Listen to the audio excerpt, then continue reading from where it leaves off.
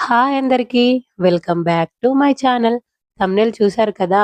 ఈరోజు ఇంట్లోనే రాగులను ఈజీగా స్ప్రౌటింగ్ ఎలా చేసుకోవాలి, అది బేబీకి ఎలా ఫీడ్ చేయాలో చూసేద్దాం.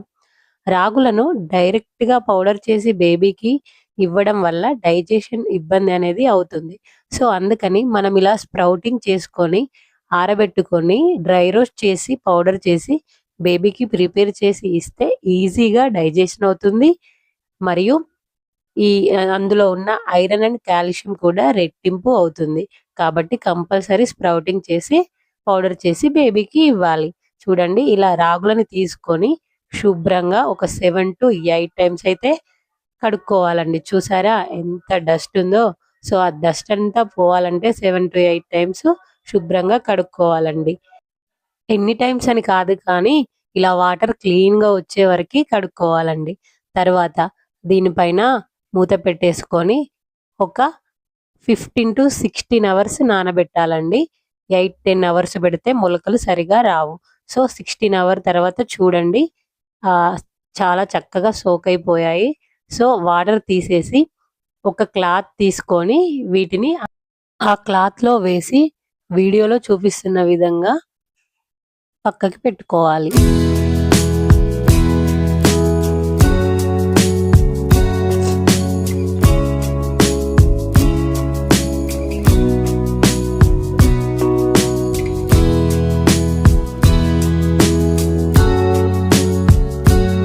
ఇలా పక్కన పెట్టి ఒక 13-14 అవర్స్ తర్వాత చూస్తే ఇలా మొలకలొచ్చి ఉంటాయి. మీరు కావాలంటే 24 అవర్స్ అయినా పక్కకి పెట్టుకుంటే ఇంకా చాలా పొడుగ్గా మొలకలు వస్తాయి.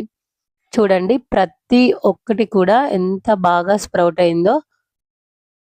నేను మొత్తం 1 కేజీ కూడా ఒకే క్లాత్‌లో వేశాను.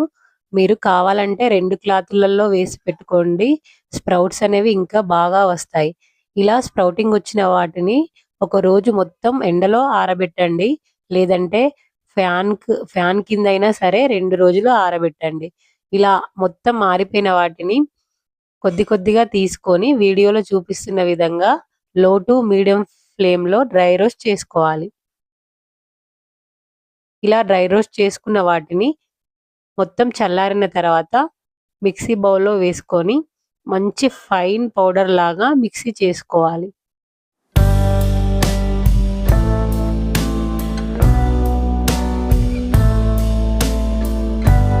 ఇలా మిక్సీ చేసుకున్న దాన్ని జల్లించుకోవాలి.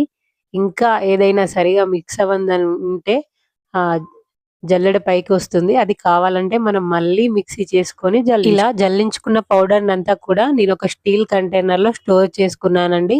ఇది 1 మంత్ వరకి నిల్వ ఉంటుంది. ఇప్పుడు ఎలా ప్రిపేర్ చేసుకోవాలో చూద్దాము బేబీకి జావా. ఒక బౌల్‌లో 2 స్పూన్స్ పౌడర్ తీసుకొని వాటర్ వేసి ఉండలు లేకుండా కలుపుకోవాలి. ఇప్పుడు ఒక బౌల్‌లో ఒక గ్లాస్ నిండా వాటర్ తీసుకొని పొయ్యి పైన పెట్టుకొని అవి మరిగే వరకు వెయిట్ చేయాలి.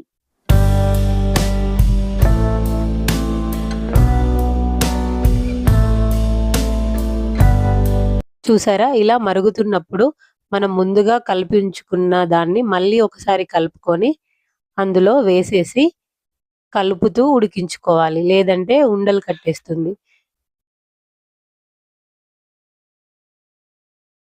ఇలా ఒక 5 మినిట్స్ ఉడికిన తర్వాత స్టవ్ ఆఫ్ చేసి ఒక బౌల్‌లో వేసుకొని స్పూన్‌తో కలుపుతూ చల్లారనివ్వాలి. లేదంటే పైన అట్టు కట్టేస్తుంది. ఇది చల్లారిన తర్వాత కొంచెం గట్టిగా అవుతుంది.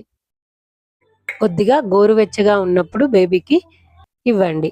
ఇప్పుడు పెద్దవాళ్ళైతే ఇందులో కొంచెం సాల్ట్ వేసుకొని, కొంచెం మజ్జిగ కలుపుకొని సర్వ్ చేసుకుంటే సరిపోతుంది. కొందరు పాలు కూడా వేసుకుంటారు. అది వాళ్ళిష్టం. వీడియో గనుక ఇన్ఫర్మేటివ్‌గా అనిపిస్తే లైక్ చేయండి, షేర్ చేయండి, సబ్స్క్రైబ్ చేయడం మాత్రం మర్చిపోకండి. Bye bye.